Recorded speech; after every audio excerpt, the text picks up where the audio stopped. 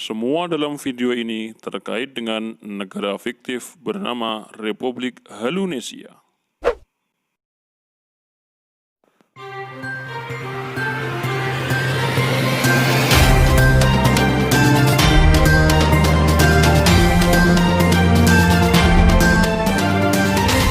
Assalamualaikum warahmatullahi wabarakatuh. Selamat datang di AMTV, televisi berita kesayangan Anda yang konsisten menyampaikan berita tak penting khusus untuk Anda. Pemirsa, berita gembira untuk kita semua masyarakat Republik Halunesia. Badan Nasional Penanggulangan Bencana (BNPB) telah mengkonfirmasikan penemuan vaksin untuk menangkal virus corona. Menurut Kepala BNPB, vaksin tersebut sudah diuji klinis dan sudah terbukti bisa menanggulangi virus corona dengan tingkat keberhasilan 120%. Vaksin tersebut ditemukan oleh seorang dokter tanpa sengaja, seperti ketidaksengajaan menyiram air keras pada wajah.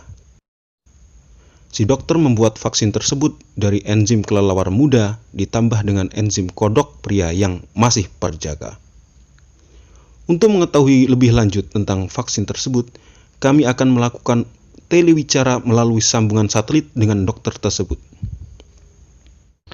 Assalamualaikum. Halo Pak Dokter.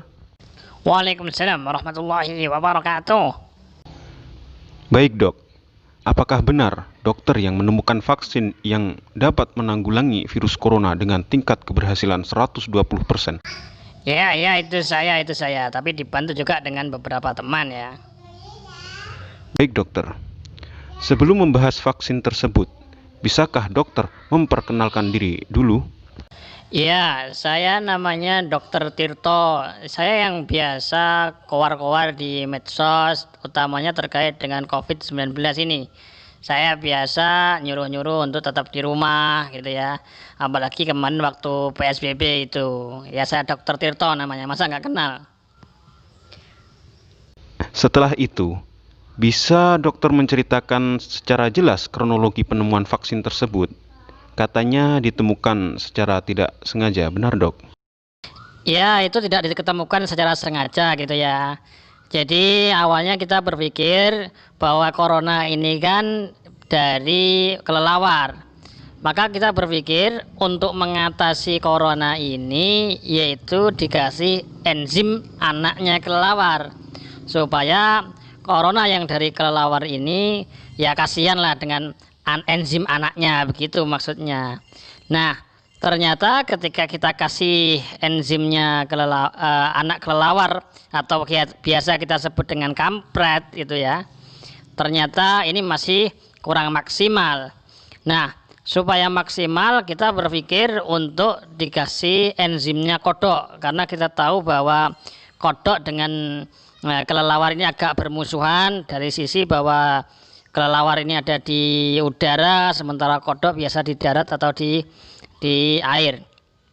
Nah, ternyata juga belum maksimal karena enzim kodok terlalu mendominasi daripada enzim kampret ini tadi.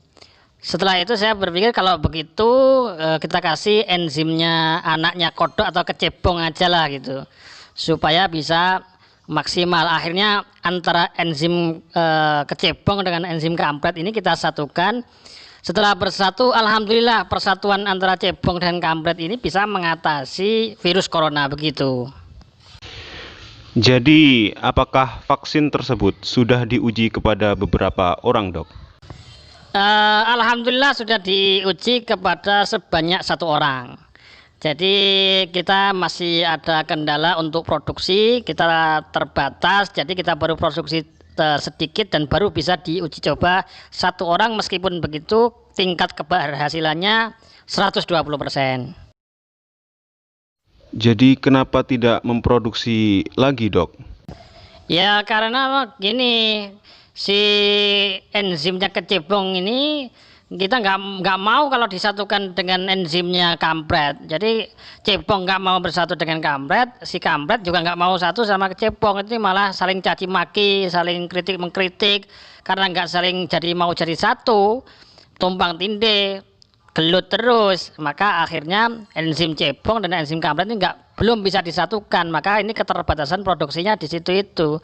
Kalau seumpama mereka mau betul-betul bersatu antara cebong dan kampret ini, insya Allah produksi dari vaksin corona ini bisa kita perbanyak sehingga bisa mengatasi virus corona gitu. Baik, jadi gitu ya dok. Terima kasih atas informasinya dok. Kita sambung lagi di lain kesempatan dalam kesempitan. Pemirsa, demikian informasi dari kami. Kami berharap para cebong dan kampret bisa bersatu, bersama-sama tidak saling caci maki sehingga kita dapat bersama menanggulangi virus ini. Sekian dari kami dan wassalamualaikum warahmatullahi wabarakatuh.